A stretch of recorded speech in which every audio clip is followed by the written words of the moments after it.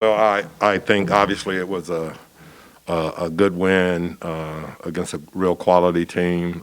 It was a much needed win, and I thought that we really kind of tried to stay with the game plan all the way through, and I thought the guys did a good job. When we came in at the half, obviously the only real disturbing thing was the offensive rebounding, the second chance points. And we talked about it. We said if we can just clean that up, only clean that up, then we'll give ourselves an opportunity to win. And obviously, the second half, they had two second chance points. So I thought we did a good job of rebounding, and I thought we did a good job of taking the ball to the basket.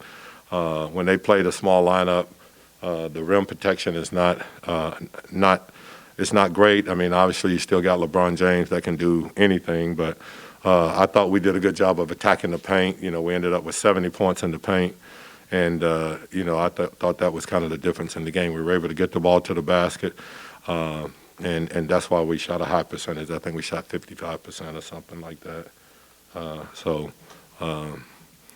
But I mean, I still think that.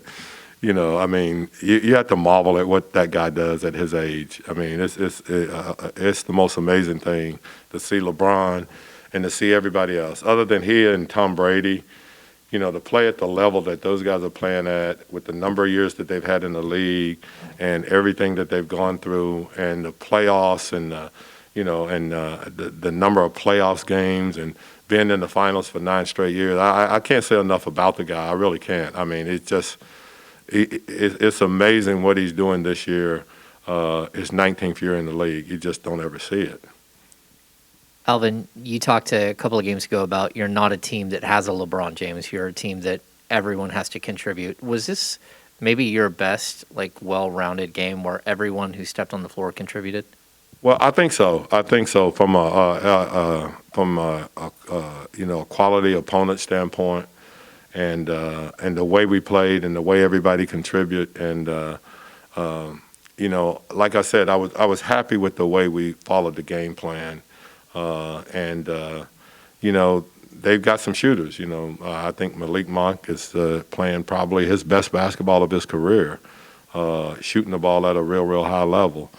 But when we took care of the rebounding part of it, there were so many possessions that were just deflating. Because they shot it, got it back, shot it, got it back, shot it, got it back, and then really got it in the bucket. So I thought when we took care of that, that was going to give us more opportunities to run.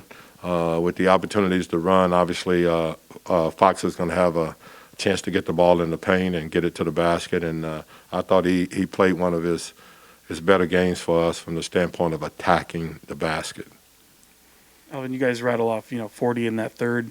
And I'm just curious, I mean, the first 2 quarters offensively were pretty fantastic. You hadn't seen a back-to-back quarters where you had offensive points the way you did in around the 30 mark, and then you rattle off the 40. I'm just wondering, has it been frustrating for you to find that offense and kind of wonder where it's been?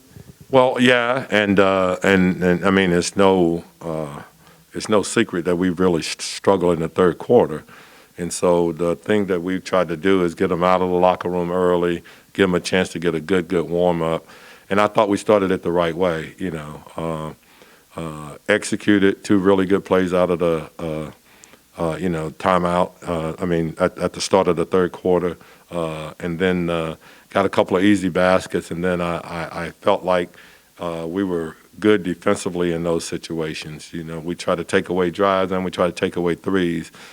When LeBron James have the ball in his hand, you got to honor all the situations. And so you don't want him driving, but you don't want to create 3-point shots by being too far in. And I thought we did a pretty good job overall of trying to do both, trying to protect the defender on the drive who was guarding him and then trying to get back out and challenge the shots.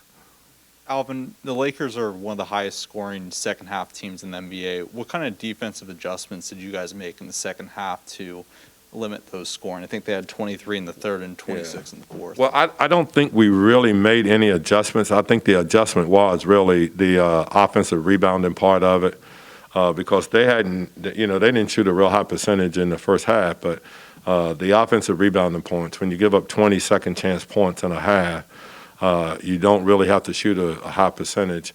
to be able to score. And I thought when we did a good job of taking that away, the second chance points, we had an opportunity to find a way to win the game. Coach, with how you guys finished the last game, you mentioned some positivities there, even though you guys lost. Do you feel like there was some momentum carried over at all into this game? Well, I think our guys, we had just talked about we're going to continue to compete and continue to play. And, we're not going to be perfect. We're a long way from that. But the one thing that we talked about, three things. We talked about playing hard. We talked about playing together. And then we talked about playing unselfishly, And I thought we kind of did all of those things from the standpoint of trying to do exactly what we asked them to do. Alvin, I know that last time the Lakers were here, that it didn't end well for you or your fans, which you've talked about. Does this feel, obviously it feels a lot better. Does it feel good to kind of give your fans a little something here, given that, they've kind of struggled with these times just as much as you guys have? I mean, without a doubt. I mean, anybody that have been in the NBA for any kind of years know that the fans here are great fans, I mean, they've been that way from day one since this team moved here.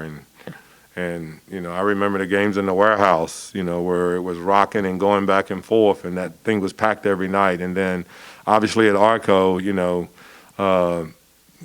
everybody in the NBA thought this was one of the tougher places to play because of the fans and and how much they got into the game. And the fans here this year, I'll be honest with you, they've been really, really good.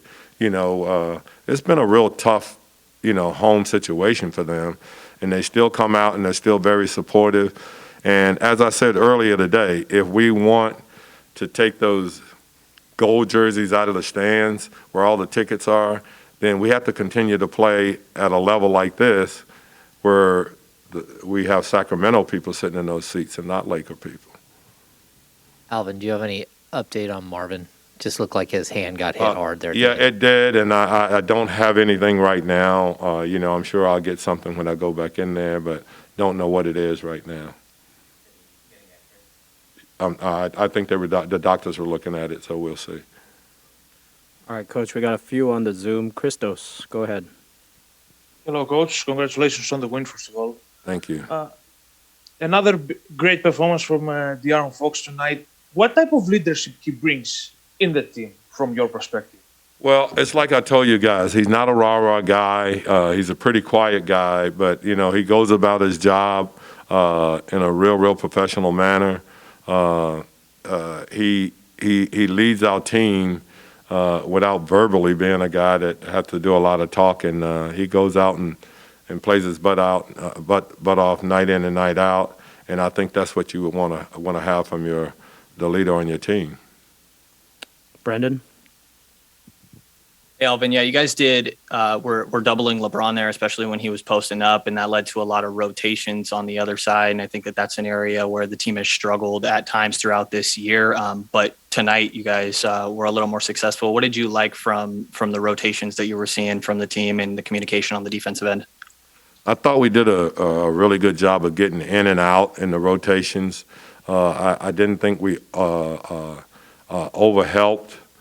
So we were able to be in a position where we could get back out. But, like I say, it's tough when you're dealing with LeBron. I mean, not only is he a great athlete, but, he is one of the best passers in the NBA. And he will find the open guy and he'll find the weakness. So you just got to be ready to be on your horse. And when that ball leaves his hand, wherever it's going, you got to be there because it's probably going to be the right play, All right, thank you, Coach. All right, I appreciate you guys.